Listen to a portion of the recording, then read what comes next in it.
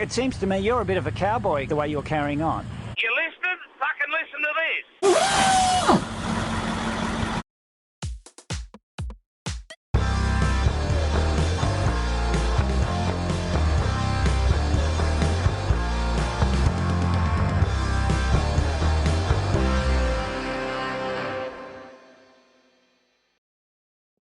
Oh, legends. We are back. Another episode. The Squad Life Full Send Never Lift podcast, episode 6. How are we all going this week? I know I'm going great. It's another sunny day on the Darling Downs. What more could you want? Heading for central Queensland, Emerald to be precise.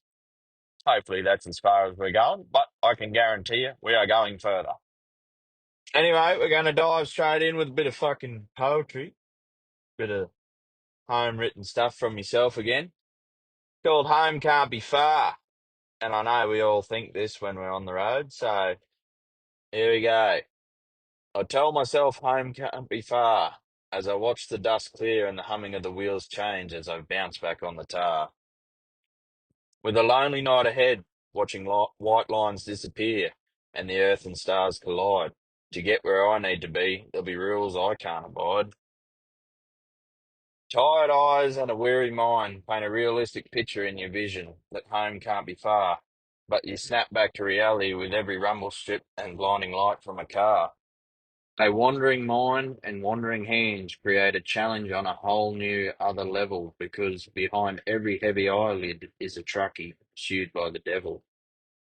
If you hear a voice in your head that home can't be far, that's him trying to fill his quota. Believe me, he won't discriminate between a road train or you driving in your Toyota. Home can't be far, but it's further than you think, and chances of getting there get slimmer with each relaxing long blink. What's an extra 5 minutes at home when it could all end in the blink of an eye? I've barely started living, too young to go and die. Oh yeah, how good's a bit of poetry? I urge everyone to give it a bit of a go, especially if you got a lot of shit on your mind and you got a lot of noise up there. Usually you can turn it into a few words. Trust me, I've written a few. They don't always have to be sad, depending on how you feel, I suppose. But like I've said every episode that I've read, fuck me, can't even talk. Every episode I've read one out. Um, they're not all dreary. We will get to it. I'm just trying to use me ones that are fitting for the podcast of being in the trucking industry. Couple more left, but yeah, yeah. I urge you to give it a go. You don't have to be good at it. Just it's a way, like I've spoken about in some other episodes, of the coping mechanism to get your words out without yeah, without having to talk to someone. Now, on the topic of coping mechanisms, fuck me, having balls up today. Anyway, on the topic of coping mechanisms in relation to stress, mental fatigue, um, anxiety, things like that. What, and I know all you big bad truck drivers out there probably think that you don't have a coping mechanism, but it can be anything. And you can't judge people for what their coping mechanism is.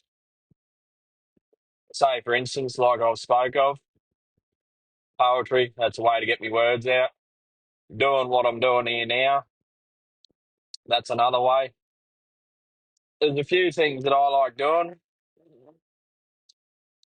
and it doesn't always have to involve speaking to someone. It can involve just getting out there on your own, going fishing, going camping, polishing your truck, fuck, rotating your wheels if you're that keen. Something to get your mind off something. The one thing we got to remember is everyone is different. Now, As I've spoke of before, I use drugs, alcohol, all sorts of things as coping mechanisms. And it's not always going to be good. It's not always going to be bad. Not that I condone going out there and getting full of drugs and everything like that. That is the reality of it. Some people do use that as a coping mechanism. And while they're going through that hardship or hard time, and they're trying to get their mind off the thing that is bringing them down the most and is giving them the head noise, you need to support them. Now, the few things I've been through in life with them sorts of struggles, you're always going to have good critics. You're always going to have bad critics. I had a lot of fucking bad critics. People that would like to look at you just for that instead of helping you get away from that, if you know what I'm saying. They'd rather sit there and criticize what you're doing to cope with your head noise and your struggle. They'd rather sit there and criticize it instead of coming and seeing if you're all right and getting to know why you're feeling like that. Now, I'm not saying everyone's got to be a therapist because not everyone wants to deal with other people's stuff. But when someone is going through a struggle, you're better off lending a hand, lending an ear. Just be there. Be there to listen. Shit, I've sat there with blokes, women. I've heard a lot of struggles, and not once have I ever criticised them for what they're doing because I've been there before. I've been dark, and it just takes that one person to turn the light back on. And remember, you can be that one person. You don't have to. You don't have to agree with what they're doing, but just be their light. Be the switch that turns it all bright again. Uplift them. Don't bring them down. Don't sit there and tell them that they're doing the wrong thing. It's it's the way you use your words when you're talking to them. Some of you are probably sitting there thinking, "Well, I know a few people like that, but they're that deep. They're a fucking lost cause." No one's a lost cause. If if they're still breathing, there's still hope. If they're still trying to get on with their day to day, but they're getting themselves into a position where they may be going to go down the wrong path, say, for instance, of the drug abuse and the alcohol abuse, try and walk them up the right path. It's just like flicking the switch. Put your arm around them and walk them right up the right path. Now, easier said than done because I know a lot of people, I know myself, when you're in that position of facing someone that's got a few struggles and you know they're struggling, they know they're struggling, they know that their coping mechanisms are, you'd say, not the right ones. Give them another one. Give them another coping mechanism. You can be that coping mechanism. Fuck me. If I say coping mechanism one more time to get this point across, we'll have to turn it into a drinking game. Everyone will be pissed by the end of it. So I'm not going to bang on about it too long, but all I can say is just be someone's ear because coming from someone that's dealt with it and is still dealing with it, how good is it to have someone there to listen to you or even just to sit with? I know myself, I get on the phone to some people and sit in silence after I say something, but I know they're still there, and that's all that matters. Just be there. That's how I'm going to end it. Just be there. Anyway, moving along from that, we'll move into a couple of piss spoilers, and we'll hear from someone else with a piss spoiler that's been sent in to me. Now, my spoiler for today is traffic controllers at roadworks. You know, the ones that sit there, don't have to do fuck all now. It's not like you got to get carpal tunnel in your wrist, spinning a sign around all day now. The ones that sit there with the little clicky button for the green light. Now, I was coming up to a set of roadworks there the other day, right? My light was red. The traffic's coming through it. Now, when I say I'm a long way away from this traffic light, I probably was a kilometre. Oncoming traffic's coming towards me through the roadworks, abiding by the speed limit, and I'm slowing down. Now, when I got within about 500 metres, right, I'm on the jakes, I'm slowing down, I'm doing under the speed limit that is signposted. Now, by this stage, all the traffic is through. I'm looking up. There's not much going on in the roadworks. No road workers themselves are reversing in and out that would cause this bloke to leave the light red. I could see him on the UHF. Anyway, I'm slowing down. The light's still red. Now, that man waited until I fucking stopped. I'm loaded, mind you, and we're on a bit of an incline. He waited till I stopped. Because I tried to roll up to it as far as I could so I didn't have to stop by the time he put it on the green. Well, I fucking stopped. And soon as he seen that wheel stop, he hit the fucking green button. And I thought, you fucking gerbil. You germ. Now, I know you're only doing your job, and you probably do that for people that are still coming up at speed. But if you could see that I'm doing fucking 15 kilometres an hour poking up because I'm trying to keep my momentum up, you hit that green button, especially when there's nothing going on in the fucking roadworks. You're all sitting there having smoko. Don't be an arsehole like him. Because when you're loaded with cattle, even the gradualists stop. They move about. They start moving about. And then for you to hit green straight away, as soon as I've stopped, it's just a fucking piss boiler in itself. Because then I got to try and take off, go through the gears again. Anyway, we'll leave that there. Because I know a lot of road workers do the right thing. Traffic controllers, I should say. But don't be an arsehole. If there's nothing going on the roadworks and all the traffic's clear, hit the fucking green button straight away so we can keep our momentum up. Thank you. Love from every truck driver in Australia. And the second and third, I'll tie it all into one. You got two piss spoilers today, or three, but one of them's going to be tied into one. And this is it. Traffic when you get in the concrete jungle. Merging traffic. And people switching from lane to lane when there is a bit of congestion, thinking that it's going to make it fucking quicker because that lane's moving a bit fucking faster. Well, you're not achieving anything, dickhead.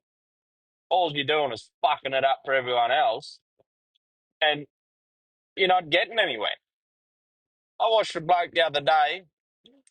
He was a fully sick sort of a dude in an I-30 with a big cannon exhaust on it. Now, I thought, you're fucking mad cunt already. I like your style. And he's, what? Revving it everywhere, carrying on, and he's switching from lane to lane. Now, we're on the Logan, whatever fucking time of the afternoon it was. We all know what the Logan traffic's like in the afternoon. Fuck. and he's going from one side to the other, one lane to the other, just switching lanes because one lane would take off. He'd fucking put his blinker on. And I thought, are you that fucking fried, old bud, that one, you think having a cannon and exhaust on a high Hyundai i30 is cool, and two, switching fucking lanes, thinking you're achieving something because one lane's moving a little bit quicker? You're achieving fuck all because I've overtaken you twice, and then you fucking keep coming up and switching from lane to lane. Anyway, the second one with the merging traffic.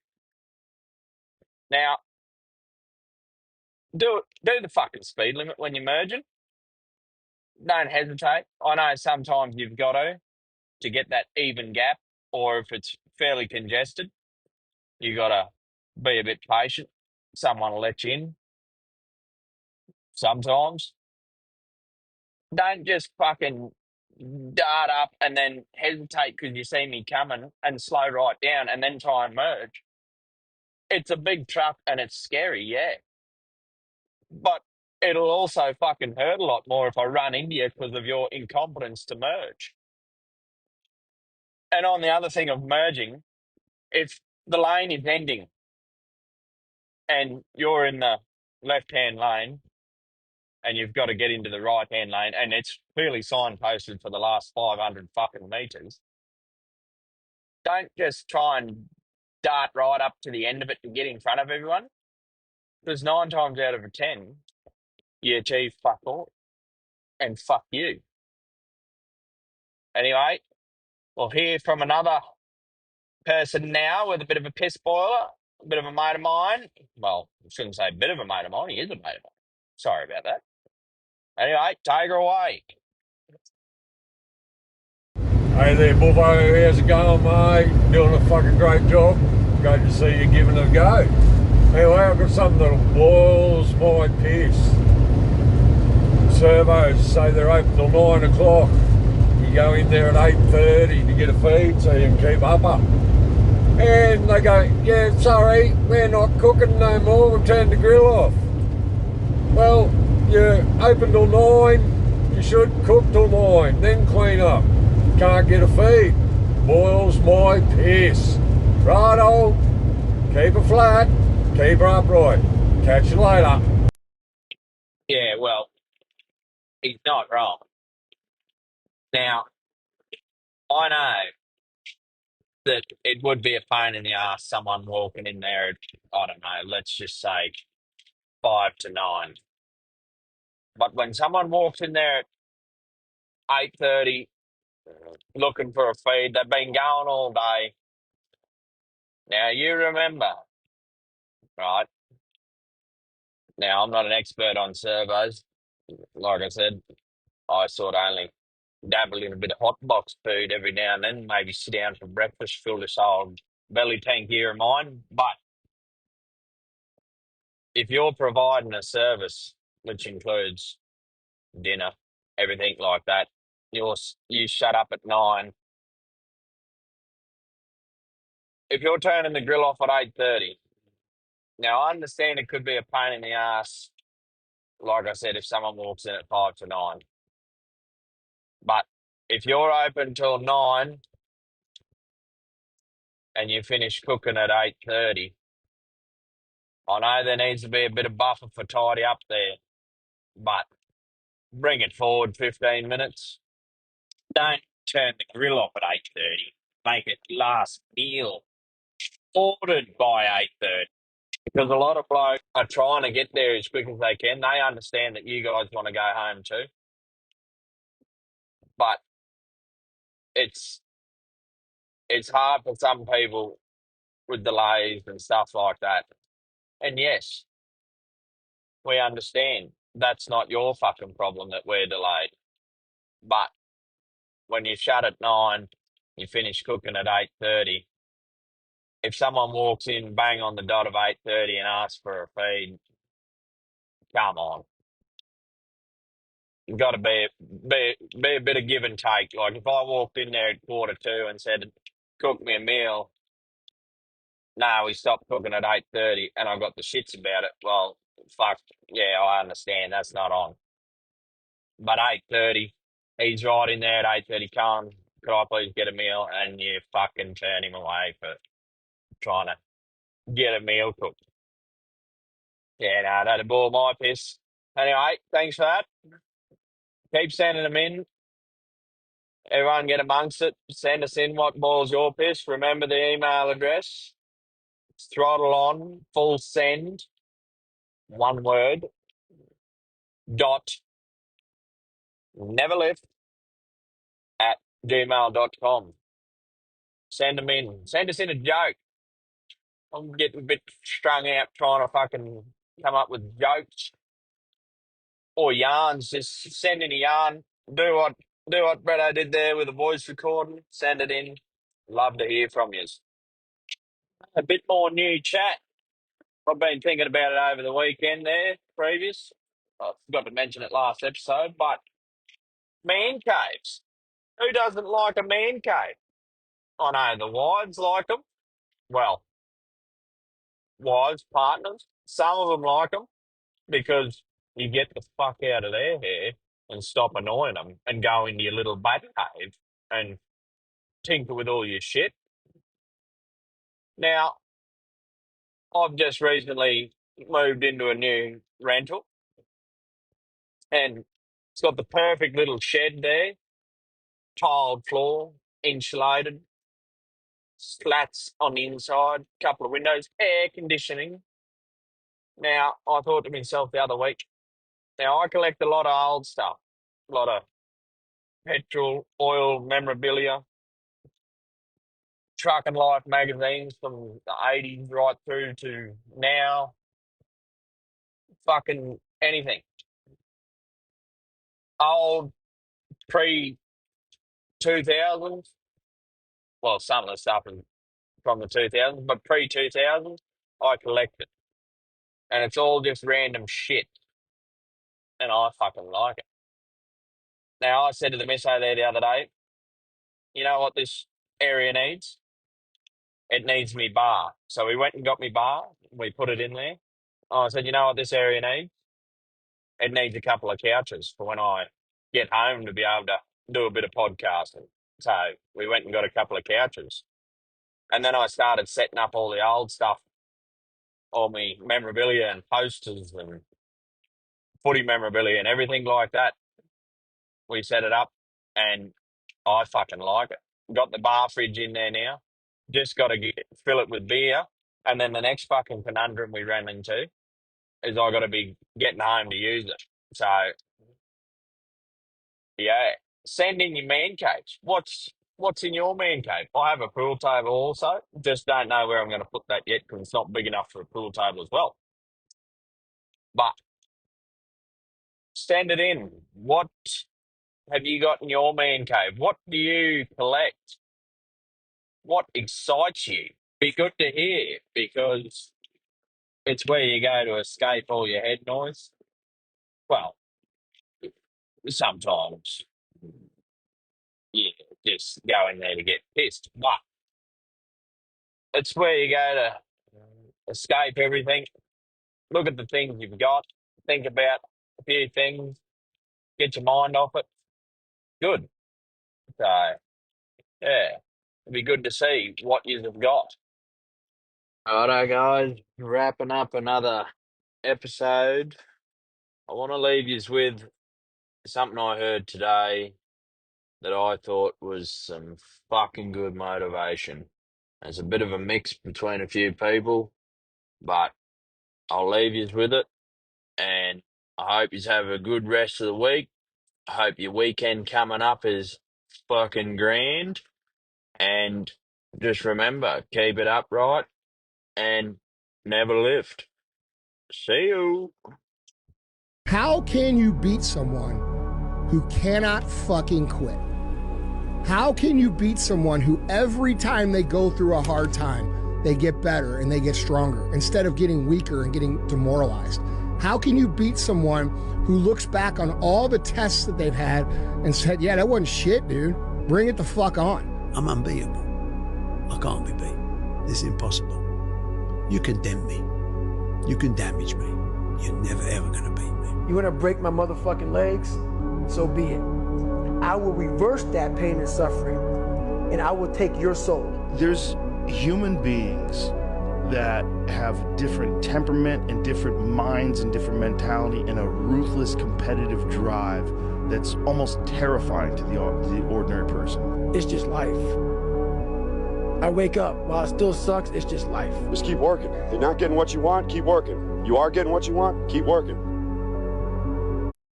But hey, legends, if you're enjoying what I'm doing, and you like what you're hearing, and you think it's some good chat, make sure you hit us up on the socials. Get on the Facebook page, give it a like, give it a follow, share it around. And if you're listening on whichever platform you choose to listen to, give it a follow, give it a like, give it a share, give it a subscribe. And just remember, never live. Thanks, guys. Appreciate it.